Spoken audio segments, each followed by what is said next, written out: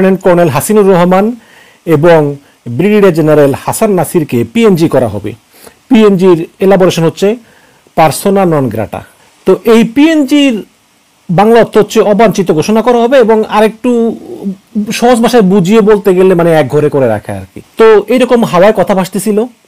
তো আজকে হঠাৎ করেই শুনলাম যে সেনা সদর থেকে একটা বিজ্ঞপ্তি জারি হয়েছে যে ব্রিগেডিয়ার জেনারেল হাসান নাসিরকে পিএনজি করা হলো। তো এটা আমার আসলে বিশ্বাস করতে মন ছিল না। আমি সঙ্গে সঙ্গে ব্রিগেডিয়ার জেনারেল হাসান নাসিরের বিশ্বস্ত বন্ধু লেফটেন্যান্ট কর্নেল হাসিনুর রহমানকে ফোন করলাম। আপনারা সবাই চিনেন হাসিনুর রহমানকে, তিনি আয়নাগর ফেরা, তিনি 2 বার গুম হয়েছিলেন। হাসিনুর রহমান বলেন যে হ্যাঁ, কথা সত্য, তাকে পিএনজি করা হয়েছে, সেনা সদর থেকে তাকে পিএনজি করা হয়েছে, এবং পিএনজির একটা কপিও দেখলাম সোশ্যাল মিডিয়াতে, যে সেখানে লেখা আছে যে এই হাসান নাসিরকে অবাঞ্ছিত ঘোষণা করা হলো। এবং এই পিএনজি করলে হয় কি, পিএনজি করলে যে তিনি ক্যান্টনমেন্টে ঢুকতে পারেন না, ক্যান্টনমেন্টের বিভিন্ন অনুষ্ঠানে অংশ নিতে পারেন না, এবং সিএমএইচ যে আছে সম্মিলিত সামরিক হসপিটাল, সেখানে তিনি চিকিৎসা নিতে পারবেন না। তো তাকে এই পিএনজি করা হয়েছে। তো এটা শুনে আমার খুব খারাপ লেগেছে, কারণ এই ব্রিগেডিয়ার জেনারেল হাসান নাসির তিনি কিন্তু অত্যন্ত সাহসী মানুষ, অত্যন্ত সাহসী মানুষ। আপনারা জানেন যখন সেই 2009 সালের ফেব্রুয়ারিতে পিলখানা হত্যাকাণ্ড হয়, তখন কিন্তু তিনি ওই যে তদন্ত কমিটি গঠিত হয় শেখ হাসিনার আমলে, তিনি সেই তদন্ত কমিটির অংশ ছিলেন, এবং সেখানে তিনি সেই তদন্ত কমিটিতে সারা খাতুন সহ কিছু লোকজনকে অ্যাড করা হয়েছিল, এবং তিনি তখন তার প্রতিবাদ করেছিলেন। তিনি বলেছিলেন যে যেই সব লোকজন এই ঘটনার সঙ্গে জড়িত, সেই সব লোকজন কেন এই তদন্ত কমিটিতে থাকবে। তখন কিন্তু শেখ হাসিনার মুখের উপর দাঁড়িয়ে কথা বলার লোক খুব কমই ছিল। তখন কিন্তু এই ব্রিগেডিয়ার জেনারেল হাসান নাসির তিনি কিন্তু কথা বলেছিলেন, এবং এই প্রতিবাদ করার পরে এই হাসান নাসিরের উপর শুরু হয় নানা অত্যাচার, এবং শেষ পর্যন্ত এই হাসান নাসির ব্রিগেডিয়ার জেনারেল থাকা অবস্থায় চাকরি থেকে অবসরে যেতে বাধ্য হন, এবং এই অবসরে যাওয়ার পরেও তিনি নানা রকম নিগ্রহের শিকার হন। আমি সেই কথায় আসবো, এবং এই পিএনজি কি, আসলে এই পিএনজি কতটুকু বৈধ কতটুকু অবৈধ, এবং সেনাপ্রধান জেনারেল ওয়াকারুজ্জামান অবশ্যই জানেন, কারণ সেনা সদর থেকে যেহেতু এই পিএনজি ইস্যু করা হয়েছে, সেহেতু ওয়াকারুজ্জামান সাহেবের তো না জানার কথা না। তাহলে কি দ্বন্দ্ব, এগুলো সব নিয়ে আলোচনা করব। বাট তার আগে বলি, এই হাসান নাসির সাহেব তিনি কিন্তু এই জুলাই গণঅভ্যুত্থানে একটা ক্রুশিয়াল রোল প্লে করেছেন। এই যে রাওয়া ক্লাবে হাসিনা পলায়নের 2 দিন আগে একটা মিটিং হয়েছে, যেই মিটিংয়ে সাবেক সেনাপ্রধান জেনারেল ইকবাল করিম ভুইয়া সহ আরো অনেকে ছিলেন, সেখানে কিন্তু এই হাসান নাসির ছিলেন, এবং তিনিও কিন্তু সৈনিকদের উদ্দেশ্যে বলেছেন যে তোমরা কোনোভাবেই তোমার দেশের লোকের দিকে বন্দুক তাক করবা না, তোমরা একটা স্বৈরাচারকে বাঁচানোর জন্য জনগণের রক্ত তোমরা হাতে তুলে নিবে না।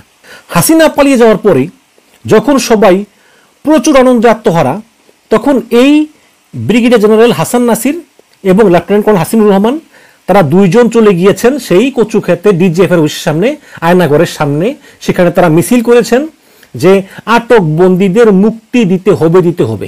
এবং তখন ডিজিএফআই ফোন করলো সেনাবাহিনীর প্রধানকে, জেনারেল ওয়াকারুজ্জামান। তিনি তখন বঙ্গভবনে ছিলেন, চুপ্পুর সঙ্গে আলাপ করতেছিলেন যে কিভাবে কি হবে। তখন সেখান থেকে ওয়াকারুজ্জামান বললেন যে আপনারা সবাইকে ছেড়ে দিন। তখন তারপরের দিন রাতেই ছেড়ে দেওয়া হলো ব্রিগেডিয়ার জেনারেল আমান আজমিকে এবং মীর কাসেম পুত্র ব্যারিস্টার আরমানকে, আর তার পরের রাতে ছেড়ে দেওয়া হলো মাইকেল চাকমাকে। তো এইরকম নানা অবদান আছে। এবং এই পিলখানা যে তদন্ত কমিটি বর্তমানে হচ্ছে এগুলো নিয়ে, এবং পিলখানা ঘটনা নিয়ে তিনি বিভিন্ন জন ইস্যুতে একের পর এক বক্তব্য দিয়েছেন। তিনি হচ্ছেন এই ব্রিগেডিয়ার জেনারেল হাসান নাসির। এখন তার সব কথা সবার ভালো নাই লাগতে পারে, কিন্তু তাকে পিএনজি করা এটা কিন্তু অবশ্যই নিন্দনীয়। এই যে পিএনজি মানে পার্সোনা নন গ্রাটা, এটা হচ্ছে একটা গ্রিক শব্দ। এটা ব্যবহার করা হয় কূটনৈতিক টার্মে। এগুলো কিন্তু পররাষ্ট্র মন্ত্রণালয়ের বিষয়, এগুলো সেনাবাহিনীতে প্রযোজ্য না। এই পার্সোনা নন গ্রাটা হচ্ছে সহজ ভাষায় বুঝিয়ে বলতে গেলে, যেমন আপনারা জানেন যে যুদ্ধ বাজার পরে আমেরিকা রাশিয়ার অনেক কূটনীতিককে বহিষ্কার করেছে। তার মানে আমেরিকা রাশিয়ার কূটনীতিকদেরকে পিএনজি করেছে, পার্সোনা নন গ্রাটা করেছে। ওই রাশিয়ার কূটনীতিকরা ভবিষ্যতে আমেরিকা আসতে পারবে না। আবার প্রতিশোধ স্বরূপ রাশিয়া আমেরিকার অনেক কূটনীতিককে পিএনজি করেছে, তো সেই কূটনীতিকরাও আবার রাশিয়া আসতে পারবে না। বা সাম্প্রতিক সময় সিং নেতা হত্যাকে কেন্দ্র করে ভারত এবং কানাডার মধ্যে একটা ভুল বোঝাবুঝি হলো। সেখানেও ভারত কানাডার অনেক কূটনীতিককে পিএনজি করলো, কানাডাও ভারতের অনেক কূটনীতিককে পিএনজি করলো, মানে পার্সোনা নন গ্রাটা করলো। এবং এই পার্সোনা নন গ্রাটা এটা শুধু এই কূটনীতিকদের জন্য ব্যবহৃত হয়, এবং এটা করে পররাষ্ট্র মন্ত্রণালয়। কিন্তু সেনাবাহিনীর ভিতরে এই পিএনজি সিস্টেম চালু হওয়া একদম সম্পূর্ণ বেআইনি, এবং এই বেআইনি কাজটাই চালু করেছেন শেখ হাসিনা সরকার। এবং গত 15 বছরে এই শেখ হাসিনার আমলে প্রায় 500 সেনা কর্মকর্তা এই পিএনজি শিকার হয়েছেন, এবং সবচেয়ে বেশি করা হয়েছে জেনারেল আজিজের সময়। এবং হাসিনার আমলে এই পিএনজি গুলো করা হয়েছে শুধুই রাজনৈতিক কারণে, যে একজন সেনাবাহিনীর লোক অবসরপ্রাপ্ত হওয়ার পরে তিনি বিএনপি করেন, একজন সেনাবাহিনীর লোক অবসর নেওয়ার পরে তিনি অন্যায়ের বিরুদ্ধে কথা বলেন, একজন সেনাবাহিনীর লোক অবসর নেওয়ার পরে তিনি হাসিনার স্বৈরাচারের বিরুদ্ধে কথা বলেন, দুর্নীতির বিরুদ্ধে কথা বলেন। ঢালাওভাবে সবাইকে পিএনজি করে দেওয়া হয়, সবাইকে পিএনজি করা হয়। পার্সোনা নন গ্রাটা, তিনি সেনা সদরে প্রবেশ করতে পারবেন না, তিনি বিভিন্ন সুযোগ সুবিধা পাবেন না, পেনশন পাবেন না, সিএমএইচে চিকিৎসা পাবেন না, এমনকি সেনাবাহিনীর কোনো অনুষ্ঠানে তিনি অংশগ্রহণও করতে পারবেন না। এবং এইটা অফিসিয়ালি এবং আনঅফিসিয়ালি দুইভাবেই করা হয়। এখন প্রশ্ন করতে পারেন যে ভাই, অফিসিয়াল পিএনজি কি আর আনঅফিসিয়াল পিএনজি কি? যেমন আমি এই ব্রিগেডিয়ার জেনারেল হাসান নাসিরকে দিয়েই বুঝাই। হাসান নাসির যখন 2009 সালে এই বিডিআর হত্যাকাণ্ডের তদন্ত কমিটির বিষয়ে তার অভিযোগ দিলেন, তখন তাকে সেখান থেকে বের করে দেওয়ার পরে তিনি সেনাবাহিনী থেকে অবসর গ্রহণ করতে বাধ্য হন। তারপর থেকে তিনি যখনই ক্যান্টনমেন্টে যাওয়ার চেষ্টা করেছেন কোনো অনুষ্ঠানে, তখন এই ক্যান্টনমেন্টের প্রবেশ পথে তাকে থামিয়ে দেওয়া হতো, বলতো স্যার আপনার ঢোকার অনুমতি নেই।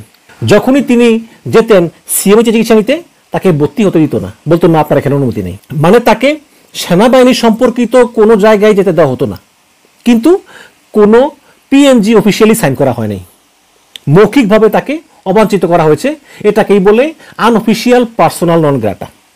আর অফিসিয়াল হচ্ছে যেটা গতকালকে হলো, যে সেনা সদর থেকে লিখিতভাবে হাসান নাসিরের বিরুদ্ধে পিএনজি ইস্যু করা হলো, এটা হচ্ছে অফিসিয়াল। তো এই হাসান নাসির কিন্তু এই হাসিনার 15 বছরেও কিন্তু তিনি এই আনঅফিসিয়াল পিএনজি ছিলেন। এখন তিনি হাসিনা পালিয়ে যাওয়ার পরে এই নতুন সরকারের সময়, এই নতুন বাংলাদেশের সময় তিনি অফিসিয়াল পিএনজি লাভ করলেন, মানে আনঅফিসিয়াল থেকে অফিসিয়াল হলো। এটা আমাদের জন্য অবশ্যই দুর্ভাগ্য। হাসিনা পলায়ন পরবর্তী সময়ে অনেক সেনা কর্মকর্তাই দেখা করেছেন জেনারেল ওয়াকারুজ্জামানের সঙ্গে, এবং জেনারেল ওয়াকারুজ্জামানও বলেছেন যে আপনাদের সবার এই পিএনজি তুলে নেওয়া হবে। যদিও দুর্ভাগ্যক্রমে একমাত্র ব্রিগেডিয়ার জেনারেল আমান আজমি ছাড়া আর কারো পিএনজি তুলে নেওয়া হয়নি। আমি কথা বলেছি ক্যাপ্টেন মারুফ রাজুর সঙ্গে, তিনি সাবেক ক্যাপ্টেন ছিলেন, পিএনজি প্রাপ্ত ছিলেন।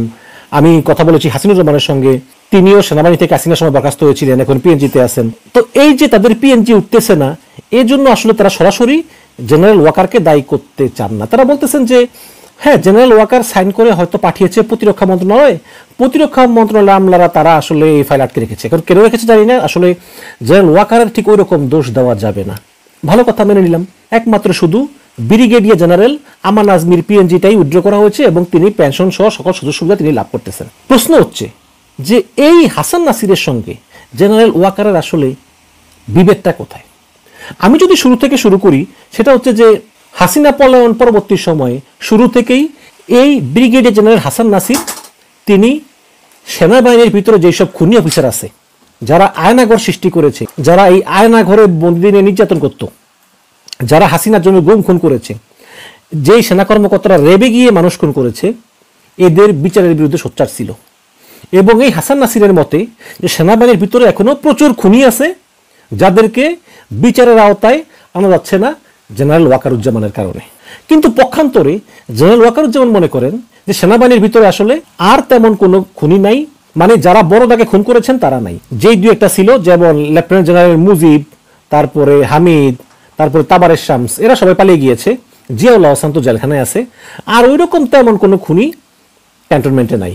এগুলো হাসান নাসির বলতেছেন শুধু এই সেনাবাহিনীর ভিতরে একটা ঝামেলা সৃষ্টি করার জন্য। এবং হাসান নাসির আরো মনে করেন যে এই যে বিডিআর হত্যাকাণ্ড, এই বিডিআর হত্যাকাণ্ডটা করাই হয়েছিল ভারতের পরিকল্পনায়, এবং উদ্দেশ্য ছিল বাংলাদেশ সেনাবাহিনীকে চিরতরে পঙ্গু করে দেওয়া, যাতে বাংলাদেশ সেনাবাহিনী তাদের সার্বভৌমত্ব রক্ষায় আর মাথা উঁচু করে দাঁড়াতে না পারে। এই কারণেই ভারতীয় রয়ের প্রত্যক্ষ মদদে এই হত্যাকাণ্ডগুলো সংঘটিত হয়েছিল। সেখানে ভারতীয় বাহিনীও ছিল ছদ্মবেশে, এবং কিছু বিডিআর সদস্যও ছিল। কিন্তু পক্ষান্তরে জেনারেল ওয়াকার মনে করেন যে এই বিডিআর হত্যাকাণ্ডটা হয়েছিল একমাত্র বিডিআর সদস্য দ্বারা। এবং তিনি গত বছরের শেষ দিকে একটা অনুষ্ঠানে বলেছিলেন যে পিলখানা হত্যাকাণ্ড করেছে শুধুমাত্র বিডিআর সদস্যরাই, নো ইফ নো বাট। আপনাদের কি নিশ্চয়ই মনে আছে।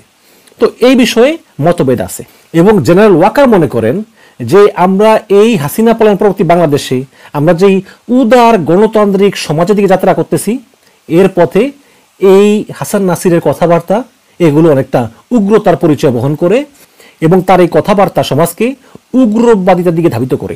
সুতরাং এই ব্রিগেডিয়ার জেনারেল হাসান নাসির তিনি যদি ক্যান্টনমেন্টে প্রবেশ করতে পারেন এবং যদি অন্যান্য সেনা অফিসাররা তার সংস্পর্শে আসে তাহলে অন্যান্য সেনা অফিসাররাও তার এই উগ্র কথাবার্তা দ্বারা প্রভাবিত হতে পারে।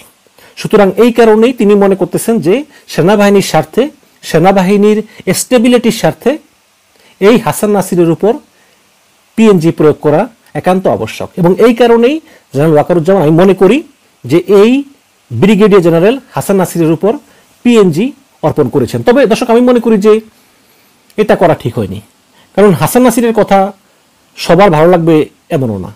কেউ একটা কথা বলবে, কেউ বলবে না, কারো একমত থাকবে, কারো দ্বিমত থাকবে, কারো ভিন্ন মত থাকবে। কিন্তু তাই বলে যেই লোকটা এত বছর ধরে সেনাবাহিনী চাকরি করতে করতে করতে করতে একদম ব্রিগেডিয়ার জেনারেল পর্যন্ত ওঠে, আপনার সর্বোচ্চ পদ কিন্তু জেনারেল, যেমন ওয়াকার সাহেব জেনারেল, তার নিচে হচ্ছে লেফটেন্যান্ট জেনারেল, তার নিচে হচ্ছে মেজর জেনারেল, তার নিচে হচ্ছে ব্রিগেডিয়ার জেনারেল। তো সেই রকম একটা ব্রিগেডিয়ার জেনারেল পদমর্যাদার মানুষকে আপনি এইভাবে সরাসরি পিএনজি করে দিলেন, এটা অবশ্যই আমি মনে করি সঠিক হয়নি। আমি এই ভিডিওর মাধ্যমে জেনারেল ওয়াকারকে অনুরোধ জানাবো যে মত দ্বিমত থাকবেই, এটা নিয়েই তো আমাদের দেশ, তাই না? আপনার সবার মতের সঙ্গে একমত হতে হবে এমন কোনো কথা নেই। কিন্তু যেই লোকটা পিলখানা হত্যাকাণ্ডের সময়ও কিন্তু সেনাবাহিনী থাকা অবস্থায় তিনি হাসিনাকে বলেছেন যে এই সারা খাতুনরা এই হত্যাকাণ্ডের সঙ্গে জড়িত, আপনি এই সারা খাতুনদেরকে তদন্ত কমিটিতে রাখতে পারবেন না, এটা বলতে সাহস লাগে। তারপর তিনি জুলাইয়ের আন্দোলনে প্রত্যক্ষভাবে অংশ নিয়েছেন এবং তারপর তিনি আয়নাগরের সামনে বিক্ষোভ করেছেন। এবং ঝামেলা আরও আছে। ঝামেলা হচ্ছে কি, মানে এই আমাদের সেনাবাহিনীর ভিতরে কিন্তু সমস্যা আছে। এখন আবার এই আয়নাঘরে যে গুম ছিল আমান আজমি, মানে গোলাম আজম পুত্র ব্রিগেডিয়ার জেনারেল আমান আজমি, তার সঙ্গে আবার এখন সম্পর্ক খারাপ হচ্ছে এই হাসিনুর রহমানের আর হাসান নাসিরের। খারাপ কেন? আমাকে ওই দিন হাসিনুর রহমান বলল যে ভাই আয়নাঘরে আমি ছিলাম ছোট ঘরে, মানে দমবন্ধ পরিবেশ, তারপরে আমান আজমি স্যার ছিল এসি রুমে। তো আয়নাঘরে যে এসি রুম ছিল ওটা তো আমি জানতাম না, আগে নতুন জানলাম, এখন জানি না সত্য না মিথ্যা। আবার তিনি বললেন যে আয়নাঘর থেকে মুক্ত হয়ে আমি বলেছি যে আমি আমান আজমিকে নিজ চোখে দেখেছি, রিস্ক নিয়ে বলেছি তো। অথচ এখন আমান আজমির কৃতজ্ঞতা নাই।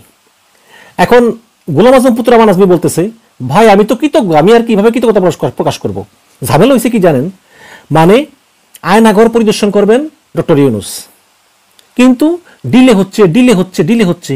তখন নেত্র নিউজের সম্পাদক তাসনিম খলিল গেছেন দেখা করতে ডক্টর ইউনুসের সঙ্গে। তখন ডক্টর ইউনুস তাসনিম খলিলকে বললেন গোপনে যে দেখো সেনাবাহিনীর প্রধান জেনারেল ওয়াকারুজ্জামান তিনি চায় না আমরা আয়নাঘর পরিদর্শন করি, এই কারণেই ডিলে হচ্ছে। তখন কিন্তু নেত্র নিউজ এই সংবাদটা তাদের ওয়েবসাইটে প্রকাশ করেছিল।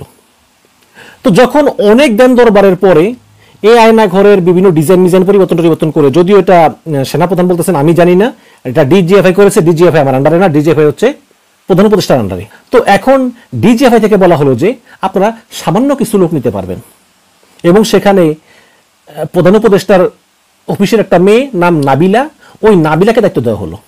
তখন নাবিলা নামের যে লিস্ট করলেন সেখানে দেখা গেল সবার নাম আছে, কিন্তু লেফটেন্যান্ট কর্নেল হাসিনুর রহমানের নাম নাই। অথচ হাসিনুর রহমান কিন্তু 2 বার গুম হয়েছিলেন, আয়না করেছিলেন। এইটা নিয়ে হাসিনুর রহমান খুব রাগ করলেন এবং যেহেতু ব্রিগেডিয়ার জেনারেল হাসান নাসির হাসিনুর রহমানের বন্ধু, কাজেই হাসান নাসির প্রচুর রাগ করলেন এবং রাগ করে তারা বললেন যে নিশ্চয়ই এটা আমান আজমি ষড়যন্ত্র, কারণ আমান আজমি দাওয়াত পেয়েছেন, তারা দাওয়াত পাননি এবং এই শত্রুতা শুরু কিন্তু সেখান থেকেই। এখন হাসান নাসির এবং হাসিনুর রহমান তারা বলেন যে আমান আজমি ওয়াকারের চামচা, কর্নেল হক ওয়াকারের চামচা, আবার আমান আজমি কর্নেল হক তারাও বলে যে তোরা উগ্রবাদী, ইত্যাদি ইত্যাদি, মানে তাদের নিজেদের ভিতরে ঝামেলা আছে আর কি। তো আমি বলবো যে যত ঝামেলা থাকুক না কেন, আমি আশা করব যে তার এই পিএনজি উইথড্র করে নেবে। কারণ হাসিনার আমলে যে পিএনজি সেনাবাহিনীতে সম্পূর্ণ অবৈধ, এই পিএনজি সৃষ্টি করাই হয়েছে পররাষ্ট্র মন্ত্রণালয়ের ব্যবহারের জন্য কূটনীতিকদের বহিষ্কারের ক্ষেত্রে। এই পিএনজি সেনাবাহিনীতে প্রয়োগ হতে পারে না। এই পার্সোনা নন গ্রাটা এটা সেনাবাহিনীতে সম্পূর্ণ অবৈধ। যেই শেখ হাসিনা এই পিএনজি ব্যবহার করে সেনাবাহিনীর অফিসারদেরকে দমন করে রাখতো, তাদের মত প্রকাশ করতে বাধা দিত, যাতে তার অবৈধ ক্ষমতা দীর্ঘস্থায়ী করতে পারে। এখন হাসিনা পালিয়ে গেছে ভাই, এখন নতুন বাংলাদেশ, এখন এই নতুন বাংলাদেশে আবার সেই পিএনজি আবার এলো, এটা কোনো